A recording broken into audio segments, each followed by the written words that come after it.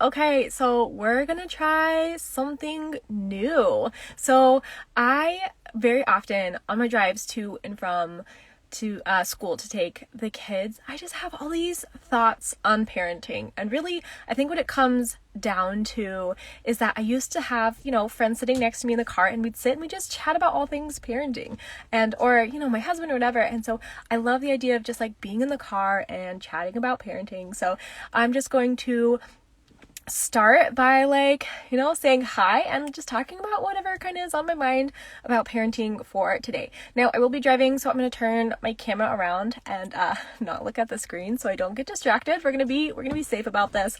I've tried doing this once I get home, but there's something about being in the car that's just really relaxing and just easy to talk to. So I'm going to turn the camera around and just talk about, I can't promise super great angles. I can't promise the most beautiful shots, but it's going to be authentic and it's going to be real. So excited, and haven't decided yet what I'm going to name this. Maybe something like on the go parenting, or parenting in a flash, or 10-minute parenting. I don't know. I'll think. If you have any name suggestions, let me know. I'd love to hear them. So I'm just going to join me on my drive to school, and we're going to talk about the messy and obnoxious and fun parts of parenting. So, so what do I want to talk about? I'm going to make sure my gate closes. What do I want to talk about today? Today, what's really been, just recently, what's really been on my mind is what's the balance between correcting our kids and letting them be who they are, right? So what's that balance between okay, I want my kid to succeed in the world. I want them to do well, but they have different personalities, right? One of my kids is very quiet, right? And does not like to speak up very often. And the other is the complete opposite, where he's loud and wants to make sure everyone knows his opinion and needs to be heard. So what is the balance between okay, do we encourage my daughter to speak up when she really doesn't want to and doesn't feel ready for that? Do we tell my son that he needs to calm down his personality and not be who he is? What's the balance there?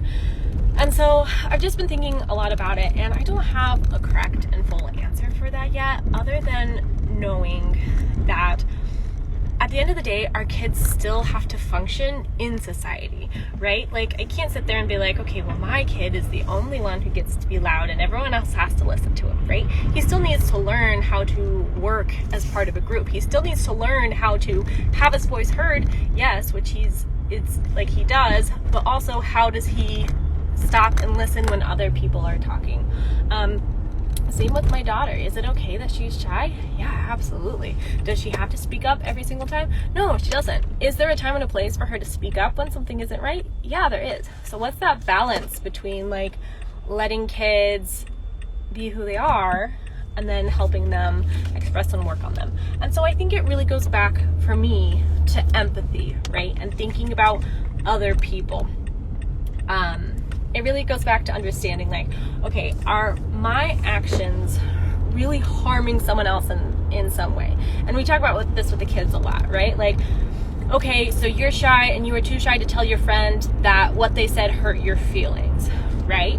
Well, by not telling your friend and by not talking to them all of a sudden, that hurts your friend's feelings too, and they don't know what you're thinking. Your friend doesn't know that you hurt, they hurt your feelings, right? And so we begin to practice, okay, how do we talk to our friends even when it feels scary? And then same goes for my little guy. So yeah, it's okay to be heard. It's okay to have your opinion, but other people get the chance too. So sometimes we talk first, but sometimes we stop and listen and let other people talk. And so it's just this this balance between, and I think we're not always going to get it right. There's going to be several times where we over or under correct, and that's just going to be part of it. And we can acknowledge that and say, oh, I don't know what to do here. And then we can turn, and that's when we can get talk to a friend about this, talk to a parenting coach about this. We can read a book about this. We can talk to whoever it is about it and say, okay, is this too much? Is this too little? Am I overcorrecting? Am I undercorrecting? Because at the end of the day, it's hard to not micromanage every part of our kids, because we want our kids to be the very best versions of themselves. We want them to be better versions of ourselves, or at least that's how I feel. I'm like, okay, here's all my flaws and all the things I'm working on, and I see this in my kids, so I'm going to help them. And I also have to trust that throughout their life, they'll be put in situations, they will learn how to do this. Like, there will be plenty of times where, you know, my daughter gets in fights with friends and she needs to figure it out. And for me to go in and try to micromanage all of that is very unfair to her, because there's an element of her needing the space and the time and just to go through it.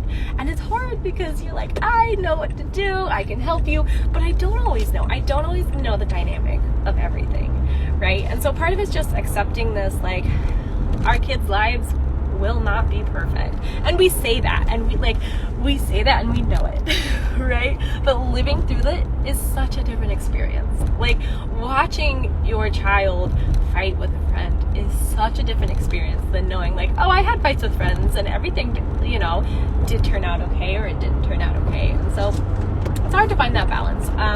For us, it's really about just staying supportive. And so what I do a lot of times with my daughter is I'll ask her, is there anything on your mind?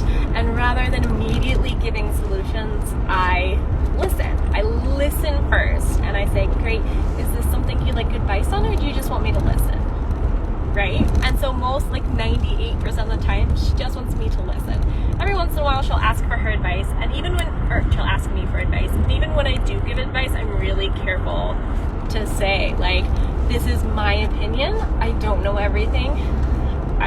Trust yourself to figure it out. And if you do it wrong, that's okay. Trust yourself to clean up any mess you've made, right? So it's really building that trust within them. And then on the opposite end, we've got my little guy who's all fire and like 110% all the time. And so we're really working with him on empathy for others, because he always wants to be first.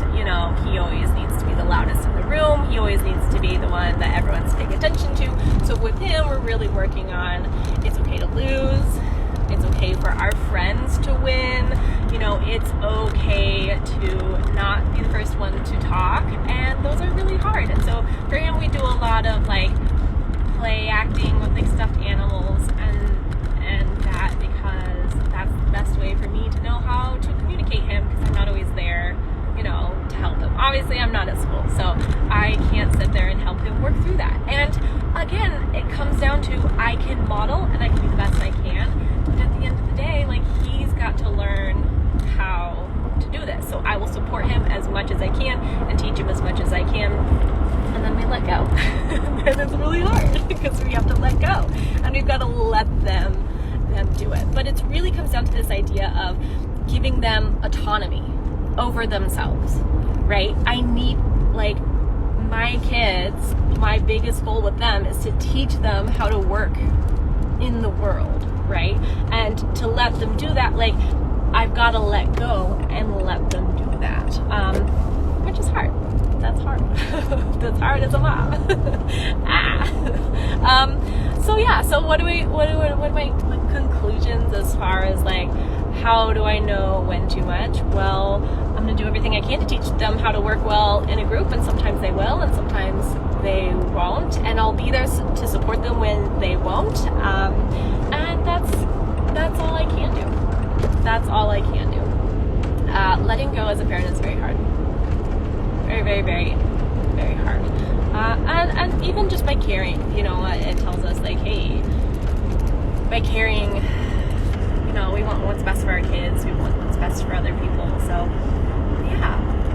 yeah, so those are just kind of my thoughts right now on just, what's the balance? What's the balance between letting a kid be who they are and helping them navigate the world? So for me, again, it comes back to empathy and understanding another person's point of view. I think that's really, really, really huge. And I don't always see parents do it. I see sometimes they do it in a very shameful way of, like, you need to say sorry. I'm like, they're saying you need to say sorry because that's what society expects, when the kid doesn't actually feel sorry. So instead of telling my kid, and we never tell them to apologize. We want them to apologize because they know it's the right thing to do. So we, like, for example, with my little guy, it's normally me pointing out, look how that made so-and-so feel. When you were really loud and you didn't give them a turn, look how it made them feel, right? And then, like, checking even in with themselves, like, how do you feel right now with that? And so it's just really coming back to, how do they feel? What emotions are they feeling? How do others feel?